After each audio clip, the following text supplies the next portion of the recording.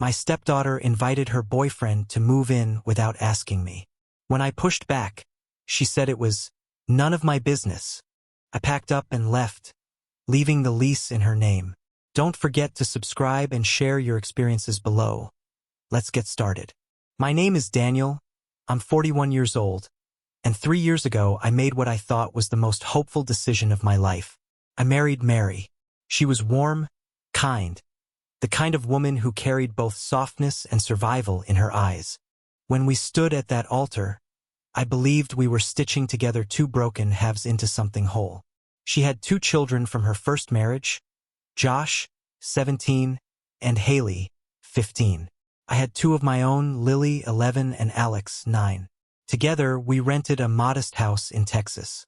It wasn't perfect, but it had enough rooms to fit our strange new shape of a family. I told myself walls didn't make a home. Patience, sacrifice, and consistency did. That's what I promised I'd give them. From the very start, I carried the weight. I covered the rent every month without complaint. I paid for school supplies, for extracurriculars, for clothes when they grew, for little trips when I thought we all needed to laugh together. My hand was always on the checkbook, my voice always the one saying, "It's fine, I'll take care of it." I believed that one day, these kids would look at me and see more than their mother's husband. They'd see someone who showed up when it mattered. But almost from the moment we merged households, I noticed something I didn't want to admit at first: the silence.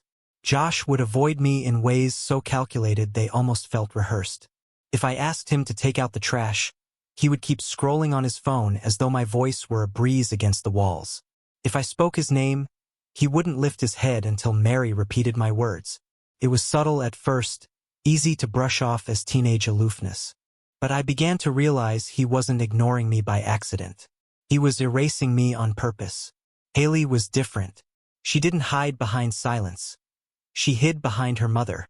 Whenever I asked her to help, she would look at me with those narrowed teenage eyes and reply, "I'll wait until Mom tells me." She made sure to say it loud enough for my kids to hear. Even in small, ordinary acts, the rejection was sharp. I remember one night clearly. I cooked dinner for everyone. I grilled chicken, made mashed potatoes, even tried a peach cobbler recipe I hadn't made in years. I wanted us all at the same table, sharing food, sharing something like peace. Everyone sat down, plates steaming, forks ready. But before she took her first bite, Haley turned her head toward Mary and asked, "Is it okay to eat this?" "Not thank you. Not this looks good." A cold, deliberate gesture of suspicion, as though the food wasn't real until her mother validated it. I laughed it off in the moment. I said something light, something dismissive, but inside I felt something tighten. Because it wasn't about the food. It was about me. My children noticed too. They were younger but not blind. Lily asked one night when I tucked her in, "Why does Haley act like you don't count?" Alex, more direct, told me, "Josh says you don't make the rules." I told them what parents always tell their children. Families take time, people adjust, give it a chance. I tried to sound convincing, but even as the words left my mouth, I knew they were a shield for myself more than for them. The house grew heavier with every passing week. I wanted so badly to believe we could mesh into something real. But small things piled up like pebbles in a shoe until you can no longer walk without pain.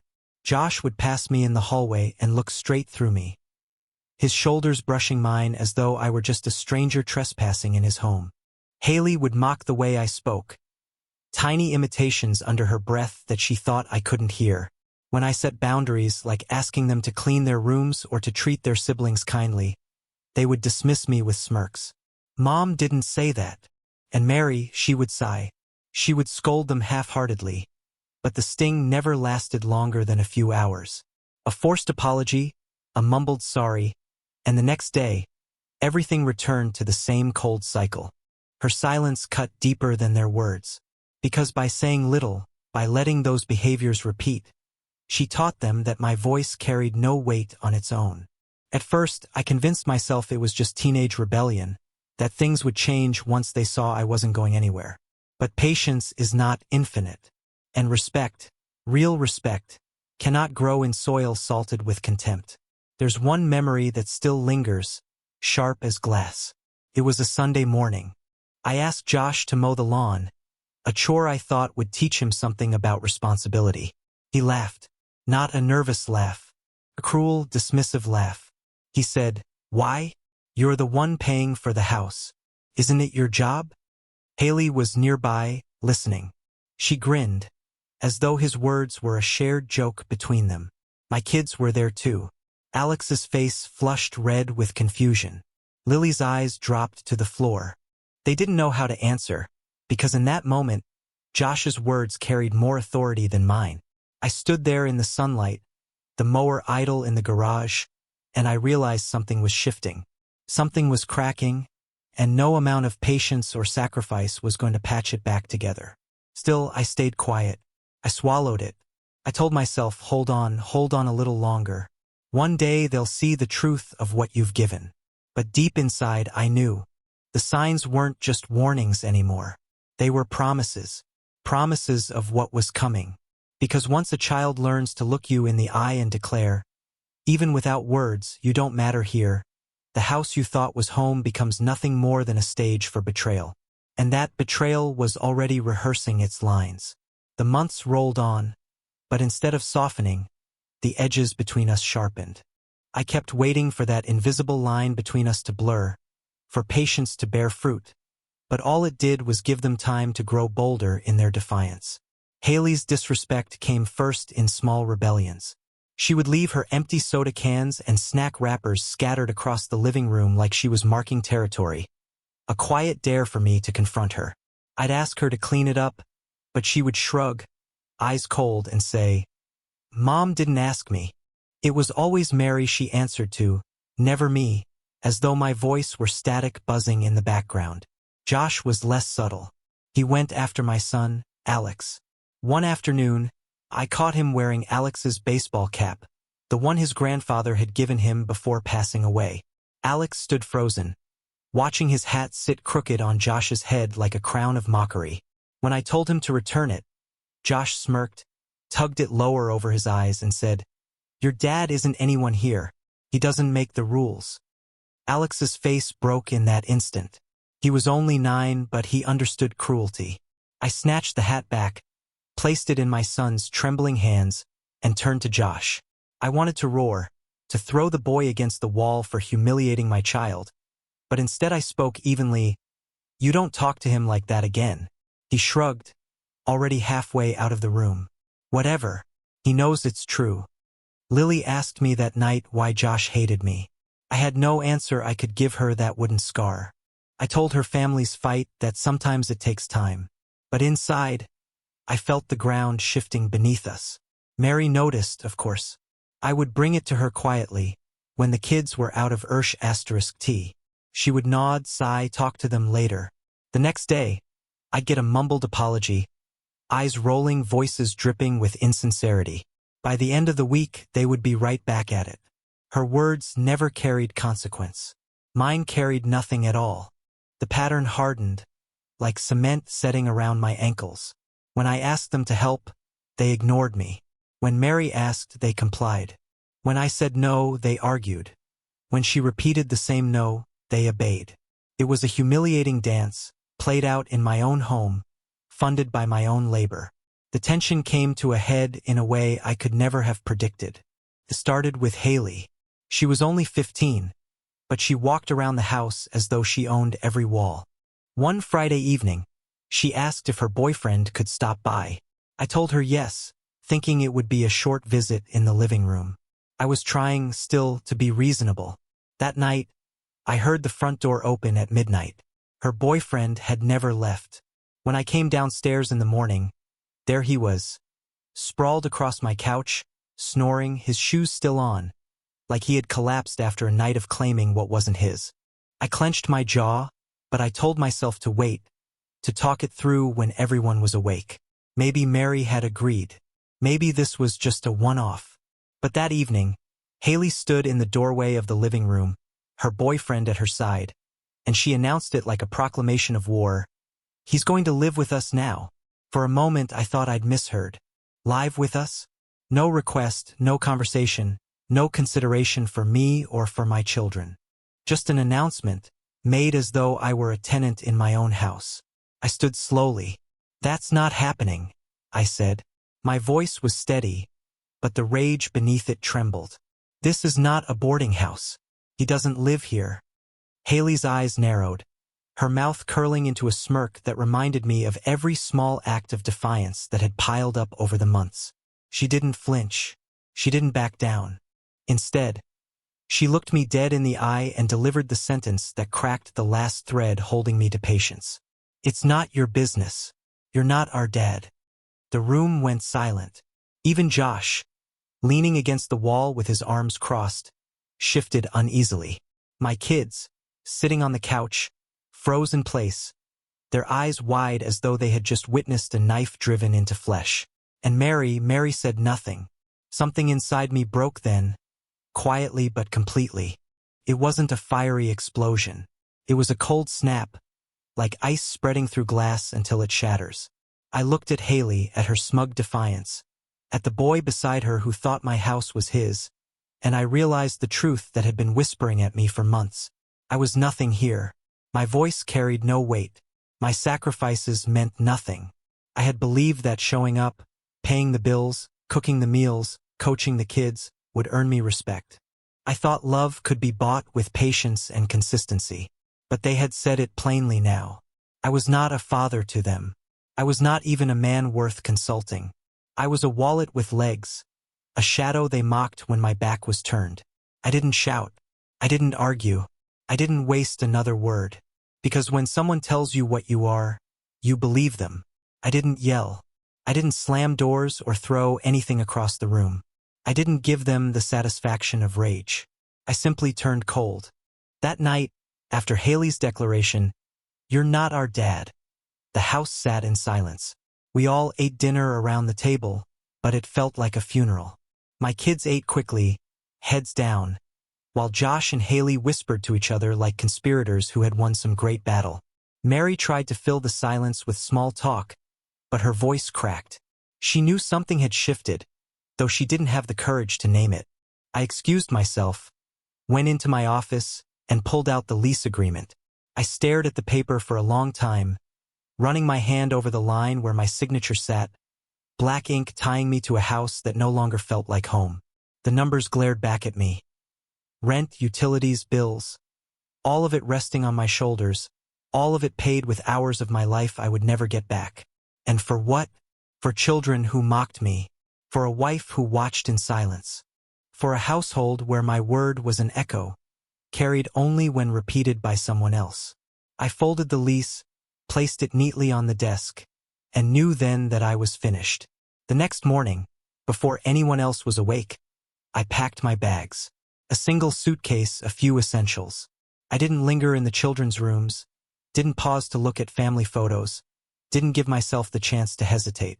When the house is poisoned, you don't sip from the glass again. I sent Mary a message, short and final. "The rent is on you now.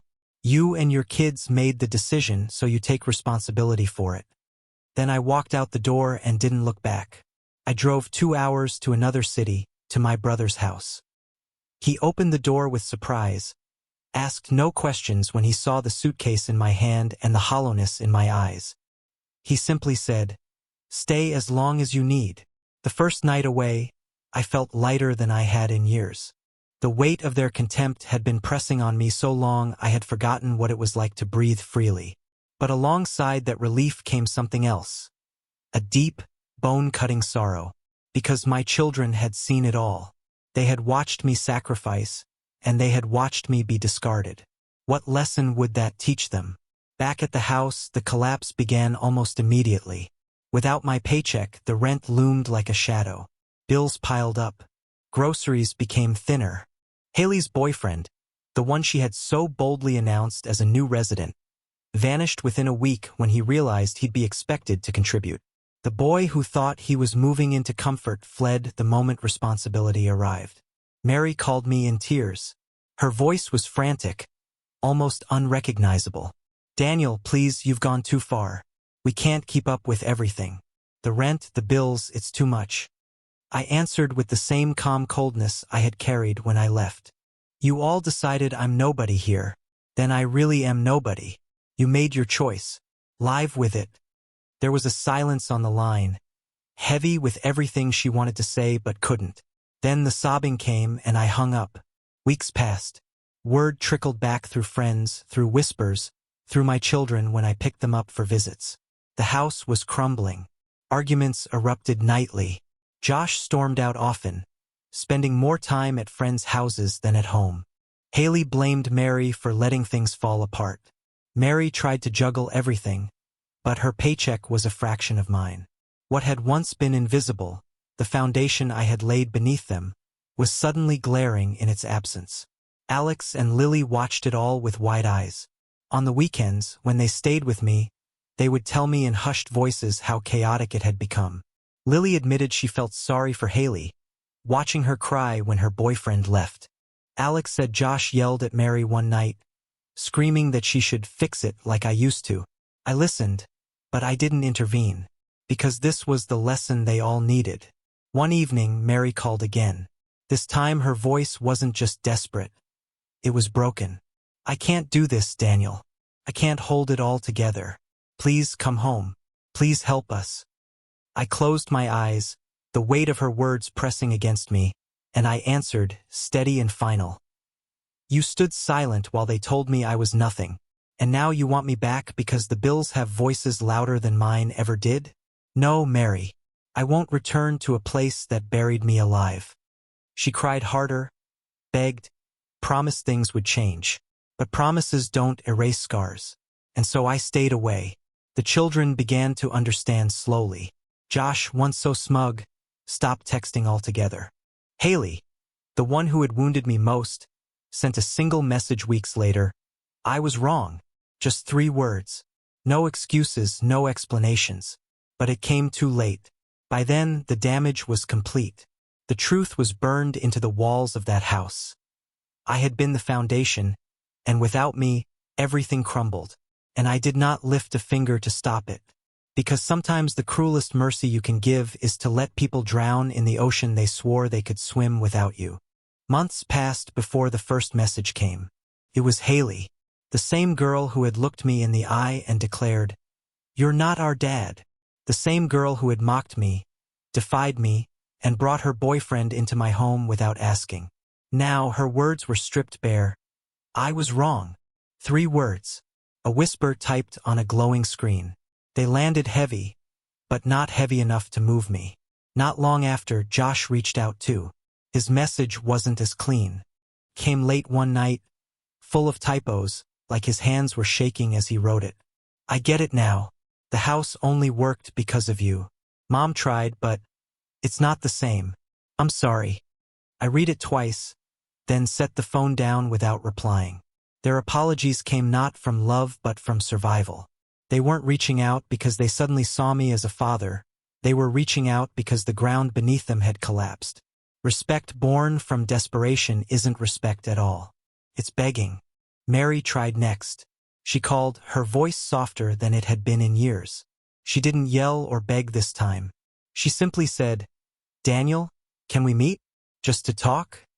I agreed to meet at a diner halfway between our towns. She arrived looking smaller, thinner, as though the weight of carrying the household had hollowed her out.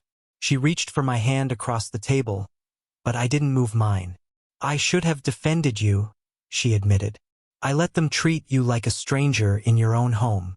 I thought they would grow out of it. I thought if I kept peace, eventually they'd learn. I was wrong. Her eyes filled with tears, but I didn't soften. You chose silence, Mary, and silence always takes a side. She flinched, but she didn't deny it. She only asked, "Is it too late?" I didn't answer her then, because the truth was cruel. Yes, it was too late. Not because I didn't still feel something for her, but because something had died inside me the night Haley told me I wasn't her father. You can't resurrect a man once his worth has been pronounced 0 in the home he built. I walked out of the diner without looking back. The months turned into a year. The kids grew older, but the damage aged with them. Haley never brought another boyfriend to live in their house. Josh stopped mocking authority when he realized authority could vanish and take the roof with it. Mary scraped by, paycheck to paycheck, learning what it meant to carry the weight alone. Meanwhile, my children, Alex and Lily, thrived in ways I hadn't expected. They had seen everything. The disrespect, the betrayal, the silence, and finally the collapse. And from it, they learned what respect truly means. Not a word spoken once, not a forced apology, but a daily act of recognition. Alex told me one night, "Dad, I don't ever want to treat people the way they treated you." Lily added, "I know who really takes care of us." Their words were small, but they were enough to remind me that not everything I poured out had been wasted. And yet, there was still a shadow that lingered. Sometimes, late at night, I would hear my phone buzz and see Haley's name appear again. Long messages, filled with regret, with stories of how hard things had gotten. "I wish I had listened. I didn't know how much you did for us. I miss you." I never replied, not because I wanted to punish her forever, but because some wounds don't need reopening. Some lessons are sharper when silence answers louder than words. Josh tried once to visit. He showed up at my brother's house, standing awkwardly on the porch. He was thinner, older in the eyes, carrying the weight of mistakes he couldn't undo. "Can we talk?" he asked. I stepped outside, closed the door behind me, and let him speak. He stumbled through apologies, promises that he had changed, confessions about how badly things had fallen apart without me. When he finally fell silent, I asked one question. "If I had stayed, would you have ever respected me?" He opened his mouth, then closed it again. His silence was the only honest answer he could give. I turned back inside, leaving him standing in the cold. In the end, I didn't return to Mary. I didn't step back into that house. I didn't resume the role of provider, rescuer, or silent target. I chose absence, and in that absence, they found the weight of their choices. Because the truth is simple. Respect cannot be begged, borrowed, or demanded after years of contempt. It has to be lived, breathed, given freely. And once it's gone, it doesn't come back. Haley will remember forever the boyfriend who left when the bills came due. Josh will remember the night his college plans fell apart because the man he mocked walked away. Mary will remember the silence at the table after I was gone, the sound of bills stacking where my presence once stood. And I will remember too, not with anger anymore, but with clarity. I gave everything I could to people who told me I was nothing, and the day I believed them was the day I set myself free. So I ask you, those who hear my story, those who weigh my choices in your mind, was I wrong to walk away? Was I cruel to leave them with the consequences of their own words? Or was I finally, at long last, honest enough to live the truth they had always thrown in my face?